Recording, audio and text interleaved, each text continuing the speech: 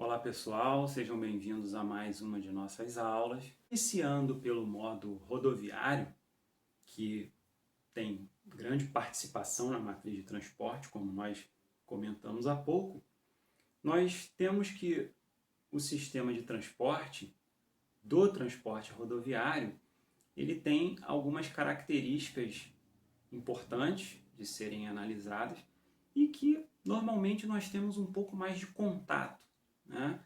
Então, o transporte rodoviário é aquele que a gente visualiza no dia a dia, né? Diferente dos outros modos que muitas das vezes não temos nenhum acesso, né? Mesmo que seja visual, da sua operação. Bom, com relação às vias, nós temos as principais rodovias, né? E essas rodovias elas vão se dividir em caminhos, estradas, avenidas, ruas. Todos esses exemplos são o que nós chamamos de rodovias, que são as vias do transporte rodoviário. Veículos, nós encontramos uma infinidade de veículos, né? E nós dividimos aí em três grupos. Os veículos podem ser os caminhões, que são normalmente a parte motriz, né? O que puxa toda a carga, o que tem a força, o motor para puxar toda a carga. Nós temos um outro grupo que são os rebocáveis, que são as carrocerias, né? Que são aqueles itens que compõem o conjunto, onde nós teremos aí um caminhão-trator, né? Que é a parte que tem a motorização e que vai fazer a força para mover a carga. E os rebocáveis é aquilo que complementa esses tratores, esses caminhões tratores, formando um conjunto que a gente chama de veículo rodoviário. E nós temos também os utilitários, que são aqueles que são transporte de menor capacidade, mas que também fazem o transporte de carga, como por exemplo, vans, fiorinos, até mesmo motocicletas, ok? Bom, nós temos os terminais, que comumente são os armazéns, né, no caso do transporte rodoviário, ou armazéns externos ou internos às próprias fábricas. E esses armazéns eles podem ser tanto próprios quanto públicos, né? Normalmente, para o transporte rodoviário, é o tipo de estrutura que muitas das organizações, muitas das empresas acabam tendo a sua estrutura própria, mas nós podemos também ter terminais rodoviários que são públicos e são compartilhados com outras empresas, outros transportadores. O quarto subsistema do sistema de transporte rodoviário é o controle. E aí a gente divide esse controle em dois. Nós temos o controle externo e o controle interno. O controle externo é todo aquele relacionado ao controle de tráfego, por exemplo. Então nós temos a sinalização das vias, nós temos os semáforos, nós temos as placas, nós temos os pontos de inspeção e fiscalização nas vias e nós temos também o controle interno, né, que é aquele que faz a gestão de toda a operação do transporte rodoviário. Então o controle dos veículos, a posição desses veículos, o carregamento desses veículos, todos os indicadores relacionados ao transporte rodoviário vão estar dentro desse controle interno da gestão de operações. Bom, uma outra questão que a gente tem que destacar e que nós já comentamos em outras aulas, mas de uma forma geral, é a forma de operação do transporte rodoviário. Então, o transporte rodoviário ele pode trabalhar com aquele transporte de carga cheia, como a gente colocou, né, que é o full truckload, principalmente para o transporte de transferência. Vocês devem se recordar que nós abordamos esse transporte, que era o transporte com uma origem, um destino, que é o que a gente chama de transporte 1 para 1, e normalmente, para o caso do rodoviário, é aquele transporte interestadual e às vezes até internacional. Então, nesse caso, a gente prioriza veículos de grande porte, com a carga completa, né, para longas distâncias, e é o que nós chamamos de transporte de transferência. Mas o transporte rodoviário ele tem também uma outra aplicação que é muito peculiar, que é o transporte de carga fracionada. Então, é o que a gente chama de less than truckload, né? Alguma bibliografia, alguns autores utilizam a sigla LTL para significar essa expressão, e é um transporte que a gente chama de distribuição, para fazer a coleta ou entrega de produtos. Então, normalmente é o tipo de transporte que é feito como a gente falou, com a carga fracionada para pequenas distâncias, em veículos menores.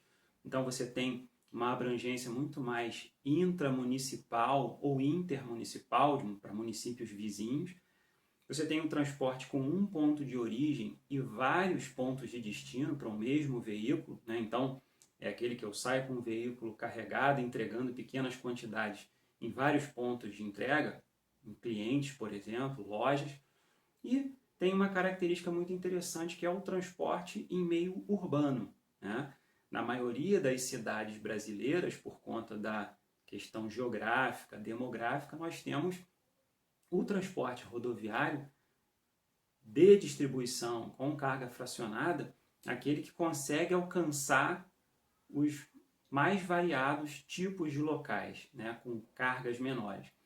Então, por isso aí, em alguns casos, tem se utilizado muito, né, principalmente para entregas, delivery, como a gente chama, até mesmo motocicletas, né, que vai carregar uma quantidade muito pequena para um cliente específico, um produto que será consumido naquele momento, ok? Ou utilizado naquele momento.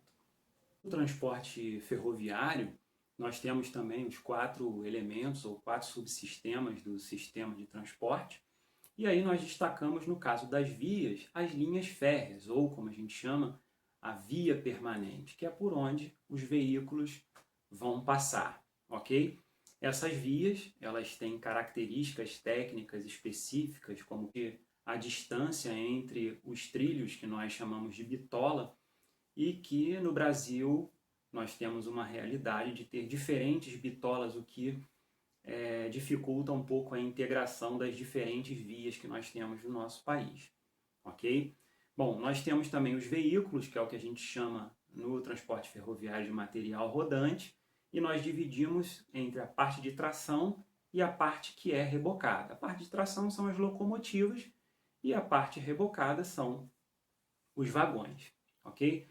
Os terminais, eles são os armazéns ou pátios, né? Onde nós temos aí a carga e descarga dos vagões e também os locais onde nós temos as utilidades, oficinas, né, para manutenção do material rodante e até mesmo para dar apoio à manutenção das vias, ok? Com relação ao controle, nós também temos no transporte ferroviário o controle de tráfego, né, e que aí envolve toda a sinalização, comunicação e a gestão da operação do transporte, né, tanto de carga, descarga, a operação dos veículos na via permanente. É importante a gente destacar que no caso brasileiro, o transporte ferroviário, ele é um transporte, na maioria dos casos, é o transporte público, né? O transporte de carga, ele pertence à rede ferroviária nacional, mas que na década de 90 foi concedido à iniciativa privada para a exploração.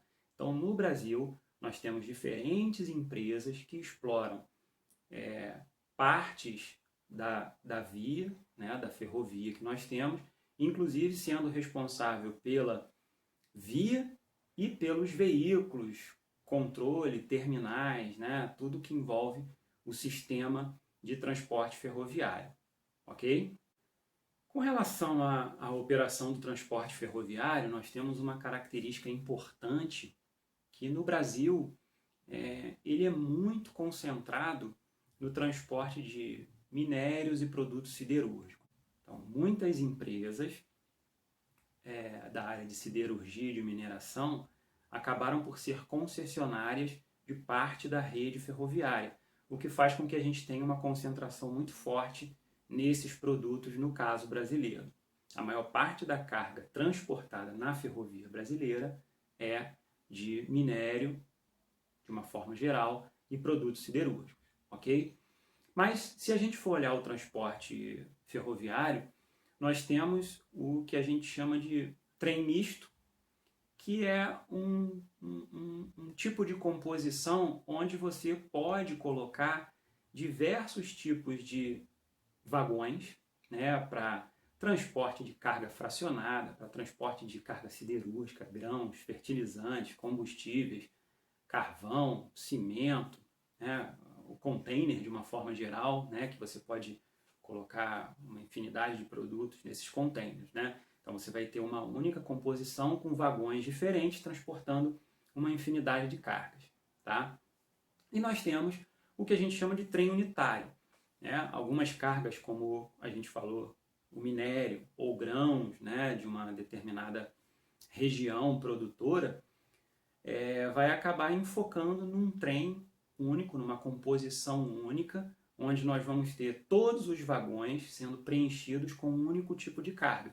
É o caso, como a gente falou, de um trem de minério, ok? Então pode ser minério de ferro, manganês, carvão. Então você vai ter uma composição dedicada a um determinado tipo de produto, ok? Isso acontece também, por exemplo, para grãos que a gente produz em grande quantidade, como a soja, tá? Então, o trem, para ele ser viável, o transporte ferroviário, para ele ser viável, ele precisa transportar grandes quantidades de carga. Se você tem uma carga que você consegue utilizar um trem unitário, ok. Se não, você vai precisar compor com outros tipos de carga para que você tenha uma composição que compense os custos fixos totais do transporte ferroviário, que são muito altos. Aqui cabe destacar que os transportes de grande capacidade, como ferroviária, aquaviário, dutoviário, eles têm a propensão de ter ganho de escala. Então, quanto mais você utiliza a capacidade, quanto mais você transporta, menores são os custos unitários daquela carga que está sendo transportada. Bom, o transporte dutoviário, ele também tem características específicas, né? E principalmente com relação aos elementos do sistema de transporte, nós destacamos que as vias do transporte dutoviário são os dutos, né? Então nós temos oleodutos, gasodutos, aquadutos, né? É um tipo de produto que nós já utilizamos os dutos há muito tempo, que é a água, né? Então, e também temos, né, não só produtos líquidos e gasosos, mas também produtos sólidos que são transportados, é lógico, em suspensão, como por exemplo junto com água, que são os minerodutos. E no Brasil nós temos um mineroduto que é bastante utilizado, que liga Minas Gerais ao Espírito Santo, ok? Bom, no caso dos veículos, no transporte dutoviário, nós não temos um veículo. A própria via, né, que são os dutos, que faz o transporte do produto. Então, o produto ele se desloca pela via sem a necessidade de um veículo.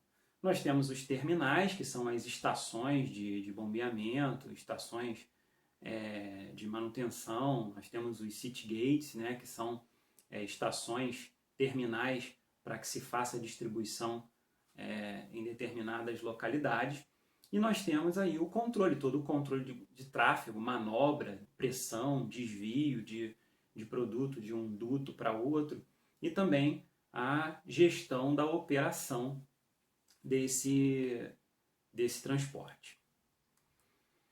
Bom, o transporte dutoviário no Brasil, ele, como a gente falou, ele tem vários produtos que são transportados pelos dutos, então petróleo e derivados, gases, né, minério, água, mas nós temos a maior parte, se não quase a totalidade dos produtos, tirando a água, né, que é utilizada nos aquadutos, sendo o petróleo e os seus derivados. E aí no Brasil a gente tem uma concentração muito forte da Petrobras, que utiliza a Transpetro, que é a sua operadora logística, no transporte de petróleo, derivados e gases. Então, quase que a totalidade de cargas no Brasil que é transportada por dutos está sob responsabilidade dessa empresa.